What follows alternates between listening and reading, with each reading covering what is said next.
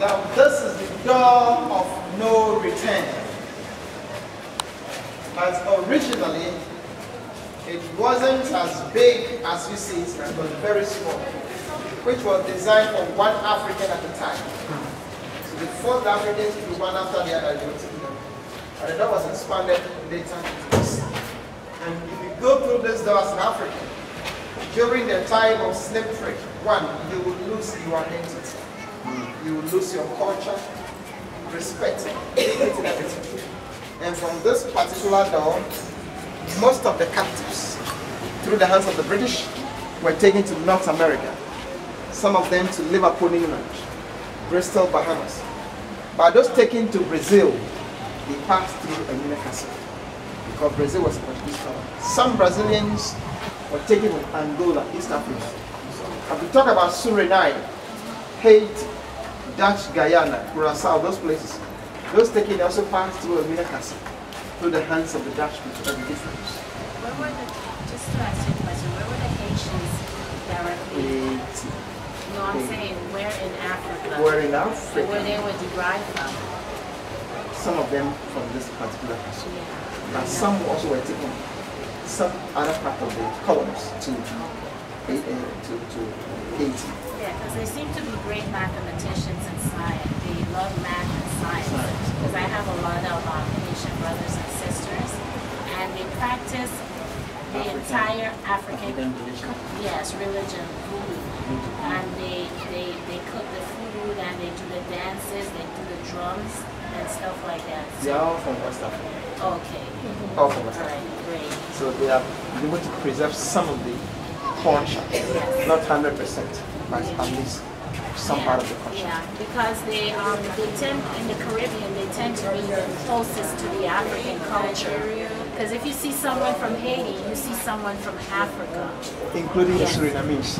Yes. Surinamese also. Yes, I have Suriname clients, so I have that. Yes. And it interests you to know that Brazil received the largest number of captives. Brazil alone got 47% of the Africans are slaves from Africa. And Brazil is the second largest black population in the whole world, second to Nigeria. Alright, so let's go through the door of no return and have a look before we come back. Now, so you are going through the door of no return. right?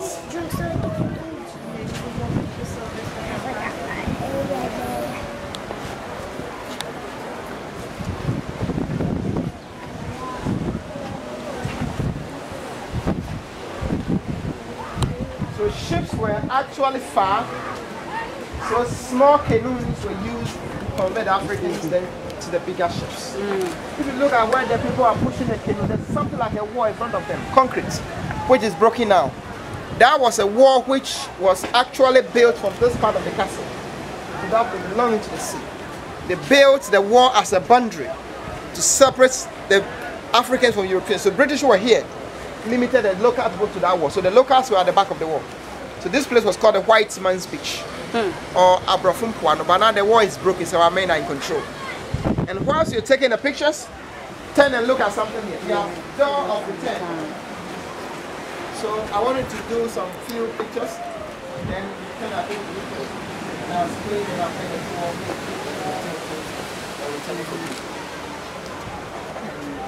Can I ask you one question? Ask me, my dears. I noticed on the ships there are different flags of different representation. Is it the countries that settle here, or what is it? The ship you see here, Uh-huh. they are for individual households. Yes. So the flags are just for identification. Okay. So And then most of them are political flags, country flags, and that kind of thing. I So see a British flag. you see, you can see British flag. Nowadays, because it's getting to the political season, most of them are changing to politics. But those, if you come here, you see flags across the board.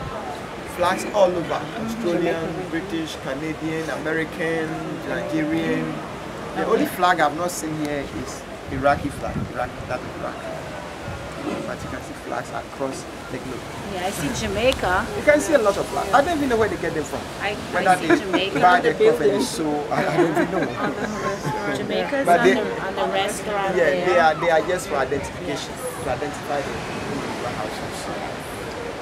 So we have done pretending. And any question? So that if I explain this, and I will summarize and say the things, we are done. So any question? Well, I'll ask the same question I asked at our meeting. Is there any place to commemorate the names of the primary families involved in this trade? Do you have their names inscribed in the walls to make sure that we are eternally connecting their participation? Are you talking of the Africans? I'm talking about I was talking about the Europeans. Yeah, the Africans too? No, after Europeans, we have a list. We have in books a list of Europeans. Not all of them, but some key officials. You have them on websites. University of London Community. They've recently, the last 6 months ago, they came up with a 3-part series documenting the whole slave trade and its impact on the Caribbean and England, and they list every single house. Well, it was just even individual people within British communities, as women could buy an African and rent them out to a plantation and live just as they bought stocks and live off of it. So it's listed on a website, the name of every plantation. So you put in the Caribbean countries, all the list of the plantation comes up, and every plantation it lists how many enslaved Africans, who owned it. If you know that the British people, plantation owners got paid £20 million after slavery was abolished, and the Africans had to work another 7 years. So it's listed. The amount of slaves they got, how much money they got, if they got denied. I'll give it to you after. I have a question. If the original African spirituality was voodoo, why would Africans now be Christians or Muslims? What would be a good reason for that? You see, let's date back to 8 years, 3, 4, 5 years ago. I told you before they came, we were traditionalists. Yes. We were not Christians, we were not Muslims. But during the scramble of Africa, when Europeans went to to sign the treaty, they came to create artificial boundaries among ourselves. They came to,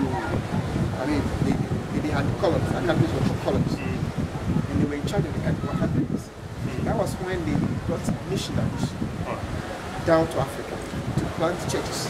And when they were doing that, they decided to paint African religion as evil. And they painted theirs as so-called saints or whatever. And they put it in books. And they said we should go to school and read and write. And now, when you go to school and you read, that's what you are reading. So from that time, those who have been reading and writing, when they read, then they get that concept, they get that in mind. And then that has come to stay in the minds of the Africans. They have come back to them. The same thing applies to the Islam. Now, let me ask my question. Is there any reason why we should not be practicing voodoo? There's no reason. That's my question. There's no reason. So Islam was also brought to the country using the same I got you. So the mindset. Before they came down and they told us about their Jesus Christ and everything. We as Africans, we knew of the Creator and our land and everything like that. So that is what we knew. But when they came down, they used these things to, was it for mental control, to break us down, to divide us and conquer us? That's why we still have the presence of what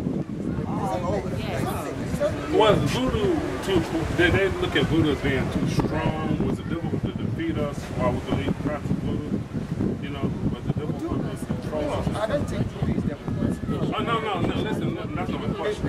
Did the white folk view it as too strong? Did it make us too strong to control?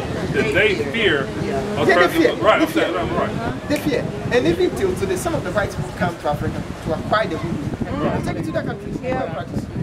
While they were so if there's nothing good in it, Why should they be coming? Right, but my point is, why black people are practicing voodoo prior to the missionaries coming in and stuff like that, prior to them changing the images, was it harder to enslave us? It was hard. Wow. Okay. Yeah, it was hard. But you know what happened? It was hard. But some of the Africans participated. Some of the Africans participated in the trade. So those people helped the Europeans. Right. That was why they moved to the city. So let's return. Yeah, and we still got these Uncle Toms doing the same thing today. Yeah. Yep.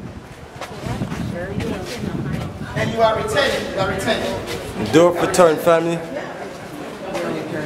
No one thought we would have returned, but here we are. We have returned. So, And then inside?